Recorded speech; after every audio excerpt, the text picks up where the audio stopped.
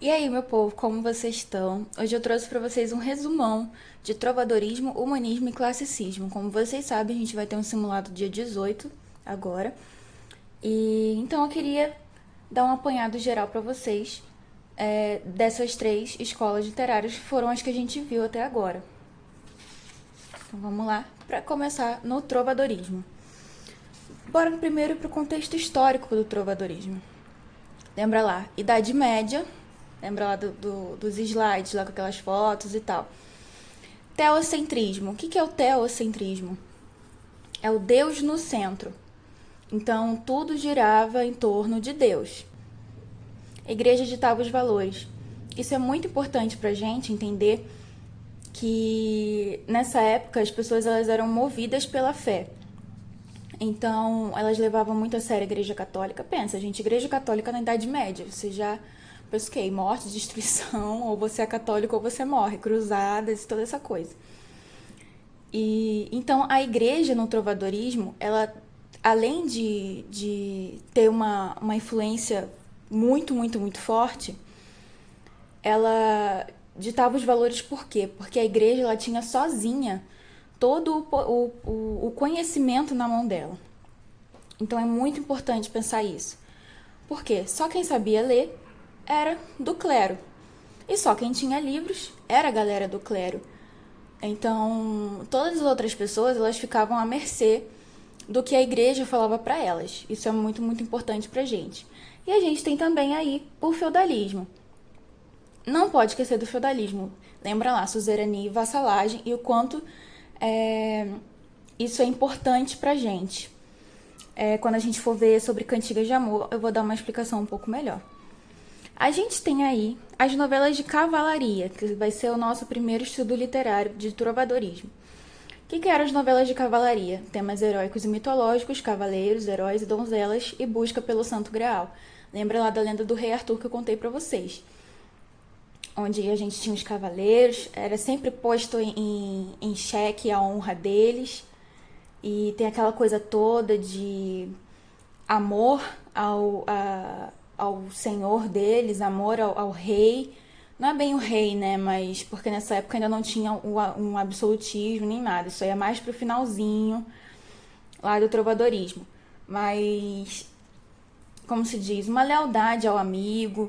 Lembra lá que eu contei, dei um exemplo de, por exemplo, um cara ele é apaixonado pela esposa do amigo dele. E aí ele tem a oportunidade de dar em cima dessa mulher. Será que ele vai dar? Ele não pode. Isso é...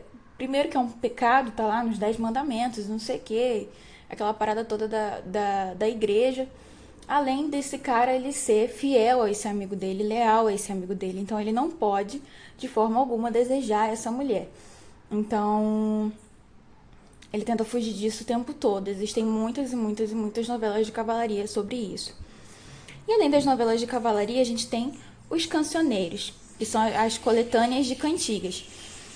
Por que cantigas? A gente tem que lembrar que nessa época a única coisa que a gente tinha... Os passarinhos aqui em Brasília estão atiçados. A gente tinha o quê? Único, somente, totalmente, canções. Eles só cantavam. Então a gente não tinha poemas escritos apenas para eles lerem. Não era um entretenimento desse tipo. Eles cantavam lá nas tavernas, nos bares e nas ruas também. Lembra lá que a maioria também era a galera da nobreza. Aqui estão os nossos cancioneiros. Vamos falar agora das nossas cantigas, já que a gente já falou dos cancioneiros, que é a coleção de cantigas. Vamos falar das cantigas. A gente tem dois tipos de cantigas. As líricas, que são as de amor e de amigo, e as satíricas, de escárnio e de maldizer. A cantiga de amor tem o lírico masculino e fala muito sobre o sofrimento amoroso, a coita. Lembra lá, a coita que vem de coitado. Amor cortês, aquele amor que eu falei, o amor cortês basicamente está descrito aí, o sofrimento amoroso. O amor cortês é aquele amor que é platônico, só que é envolvido em muito, muito, muito sofrimento. Eu vou tirar aqui para dar um espacinho pra gente. A gente tem a cantiga de amigo, que já é com o lírico feminino. A gente tem a temática pagana cantiga de amigo, e isso era um tanto polêmico. Pensa lá, a gente está num momento em que a igreja ela domina tudo, e aí vem alguém e começa a falar de deuses greco-romanos. Imagina o quanto isso é diferente, né, para a época. E a gente tem também o erotismo. A cantiga de amigo era diferente por causa disso. A gente tem a cantiga de escárnio, que é aquela crítica à sociedade, só que eles não citam nomes. E a cantiga de maldizer, que tem a crítica à sociedade, porém eles citam os nomes. Lembra lá daquela musiquinha que eu toquei no violão para vocês em aula? É basicamente isso, sabe? Todo aquele xingamento, é isso tudo mesmo. Então agora a gente vai partir pro humanismo. O humanismo é bom a gente lembrar o conceito básico dele. É um conjunto de valores filosóficos, morais e estéticos que focam no ser humano, por isso o nome humanismo. Contexto histórico do humanismo. O humanismo ele está na transição da Idade Média para a Idade Moderna. Então ele pega o final da Idade Média e o começo da Idade Moderna. O humanismo ele é uma escola literária de transição, mas ainda assim é considerado uma escola. A gente vai ver, por exemplo, pré-modernismo depois, e aí ele é uma escola, ele não é uma escola, mas é um período de transição. Mas o humanismo é considerado uma escola. A gente tem o antropocentrismo. O que é o antropocentrismo? Lembra lá do homem vitruviano, do Da Vinci. O antropocentrismo é o homem no centro. Lembrou agora do trovadorismo? Que era teocentrismo, Deus no centro. Agora a galera está começando a questionar. Por que Deus tá acima de todo mundo? Por que não eu? Por que não o homem? O homem que tá aqui, perfeito, o homem que faz tudo, não sei o que, não sei o que lá. Então eles começam a estudar o homem. O homem está no centro nesse momento. A gente tem as grandes navegações, a criação da imprensa e liberdade intelectual. Esses dois aqui estão totalmente conectados. Criação da imprensa por Gutenberg. Lembra lá que eu falei no trovadorismo? A igreja ela tinha todo o conhecimento. A igreja tinha todos os livros, a igreja detinha o poder de ensinar as pessoas a ler e a escrever. E agora, com a criação da imprensa, a gente tem a popularização desses livros. As pessoas agora podem comprar esses livros, né? Lembra lá que antes que lá em sala de aula eu comentei. Os livros eles eram em cópias. As pessoas copiavam à mão os livros. Então, para que a igreja ia fazer isso? Primeiro que a igreja não tinha a menor vontade de espalhar conhecimento, né? Ela queria era botar o terror na galera. Então, começa uma liberdade intelectual por conta da imprensa, porque eles começam a replicar livros e logo o conhecimento é difundido.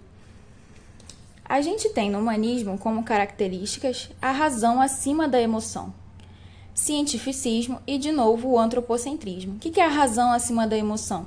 Você valorizar mais a sua cabeça, o seu conhecimento. Cientificismo. Galera, vamos parar de acreditar que está chovendo porque Deus quis? Vamos começar a buscar respostas sobre isso? Então, isso é muito importante. No período do humanismo, a gente tem as poesias palacianas, que são poesias escritas da nobreza para a nobreza. E aí uma das características legais assim de comentar, não são características importantes, mas essas poesias palacianas, elas foram as primeiras escritas, né? Claro, como a gente viu lá no trovadorismo, não tinha isso, mas eles já começavam a ter uma estética pronta, tá vendo? De contagem de sílaba. Eles têm todas redondilhas maiores. Isso era muito, muito, muito popular na época. Escrever poesias com redondilhas maiores. E são redondilhas maiores, 7 sílabas métricas. Aqui a gente também vai ter o Alto da Barca do Inferno, que é a publicação mais importante dessa época, do Gil Vicente. O Alto da Barca do Inferno é uma crítica à degradação dos valores sociais. E o que fala basicamente o Alto da Barca do Inferno? Maniqueísmo. Aquela coisa do diabo versus o anjo e o inferno versus o céu. Lembra lá, o Alto da Barca do Inferno, as pessoas na vida após a morte, elas têm que escolher uma barca para ir, só que quem decide isso de fato é o diabo e o anjo que estão guiando essas barcas. Uma barca que segue para o céu com o anjo e a barca que segue para o inferno com o diabo. E aí a gente tem uma série de questões e polêmicas acerca disso aí durante a leitura do livro. Inclusive, recomendo que leiam. Agora, a gente vai partir pro classicismo. O contexto histórico do classicismo tá aí, Idade Moderna. Por quê? É o começo de tudo, né? Pensa lá que no humanismo não é um período de transição, finalzinho da Idade Média, começo da Idade Moderna, o classicismo ele já está todo inserido na Idade Moderna. Continuamos com o antropocentrismo e aí a gente começa o renascimento cultural. O classicismo ele faz parte do renascimento cultural, só que o classicismo é a vertente literária. A gente tem o racionalismo. O que é o racionalismo? É o momento em que a razão novamente está sendo muito mais valorizada do que a emoção. A gente tem aí o início do absolutismo, que o professor de História Geral com certeza vai explicar melhor para vocês. A gente tem Copérnico e Galileu. A importância desses dois é enorme. O Copérnico, ele começou com a teoria do heliocentrismo. Antes disso, a galera acreditava que a Terra estava no centro de um sistema e que o Sol e a Lua giravam em torno dela. E aí o Copérnico chega e fala que o Sol está no centro e a Terra gira em torno do Sol. E isso deixa a igreja, obviamente, maluca, né? Bora para as características. A gente tem aí paganismo. O que é o paganismo? É a valorização, de novo, daquela cultura greco-romana, dos deuses greco-romanos. Pensa que a galera já tá meio pé da vida com a igreja. Porque a igreja ela detinha todos os conhecimentos. Aí agora a galera tá começando a aprender. Pô, eu tô achando que a igreja de repente tá de sacanagem com a minha cara. E eles começam essa parada aí do paganismo. É muito, muito, muito comum. Eles vão falar novamente de Zeus, Afrodite e toda essa mitologia grega. A gente tem um rigor formal. No classicismo é tudo muito formal. A galera escreve com uma erudição.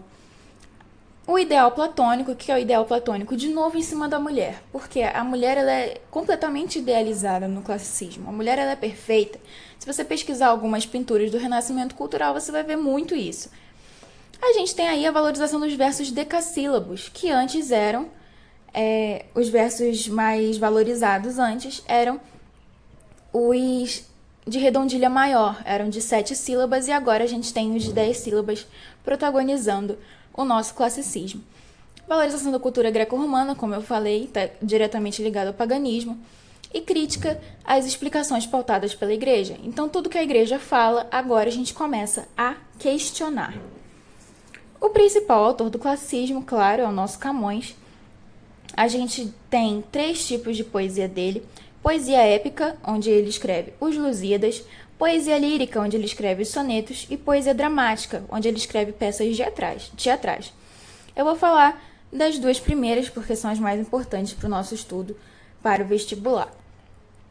Os Lusíadas, poesia épica, humanista classicista. Os Lusíadas ele foi publicado durante o período do humanismo, mas é considerado uma obra classicista. Tá bom? É uma poesia épica classicista, ou humanista classicista. Os Lusíadas é inspirado em A Ilíada e Odisseia de Homero. Fala sobre as grandes navegações de Vasco da Gama. Pensa lá no contexto histórico do humanismo. Grandes navegações, a galera buscando conhecimento. E aí a gente tem os sonetos. Deixa eu arrumar aqui para ficar mais... vocês conseguirem ver tudo. Já tiro o famoso print. Bora lá. Sonetos, temática amorosa, efemeridade da vida, 2 quartetos mais 2 tercetos e todos decassílabos. Temática amorosa, fala muito sobre a paixão. Luís Vaz de Camões era um cara muito romântico, ele falava muito sobre isso. Efemeridade da vida é falar que, caramba, eu preciso aproveitar a minha vida porque uma hora ela vai acabar. Eu preciso ter essa mulher porque uma hora ela vai acabar.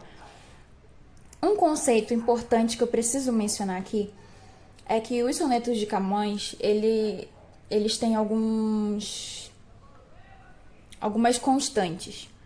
Citar deuses, ninfas, personagens da mitologia greco-romana é muito comum. Então, eu quero que vocês fiquem atentos em quando vocês virem um soneto de Camões com a palavra amor escrita em letra maiúscula.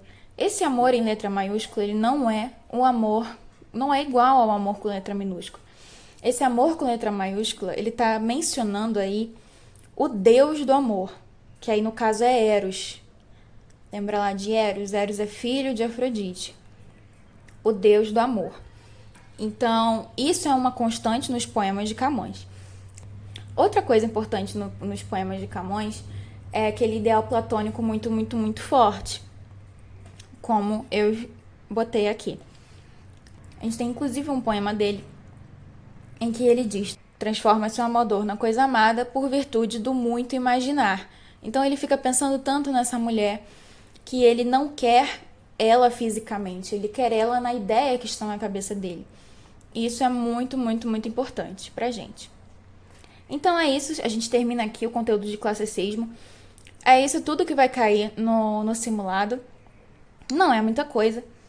E também eu preciso falar pra vocês que com certeza vão cair algumas questões sobre a Moreninha. Afinal, a gente viu toda a história.